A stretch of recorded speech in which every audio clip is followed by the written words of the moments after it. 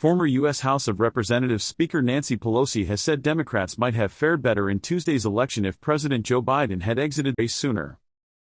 Pelosi, one of the most powerful politicians in Washington, told the New York Times that had the president gotten out sooner, there may have been other candidates in the race. Her remarks are the latest finger-pointing from Democrats after the party lost hold of the White House and potentially both chambers of Congress on Tuesday. Pelosi is widely reported to have led the Democrats' push to oust Biden, who ended up leaving the race at the end of July after weeks of pressure following a poor debate performance against Donald Trump. As Biden ended his campaign, he quickly endorsed Vice President Kamala Harris to take his place. She suffered a bruising defeat to President-elect Trump on Tuesday. Pelosi told the New York Times, the anticipation was that, if the president were to step aside, that there would be an open primary. An open primary would have involved a number of Democratic candidates competing to be elected by party members to succeed Biden as their White House nominee.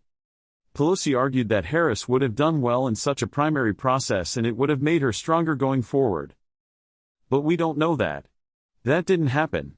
We live with what happened, the California Congresswoman, who was re-elected to her 20th term in the House on Tuesday, said. And because the president endorsed Kamala Harris immediately, that really made it almost impossible to have a primary at that time. If it had been much earlier, it would have been different. Speaking to political news outlet Politico, Harris aides also laid the blame at Biden's feet and said he should have bowed out sooner. We ran the best campaign we could, considering Joe Biden was president, said one unnamed aide. Joe Biden is the singular reason Kamala Harris and Democrats lost tonight.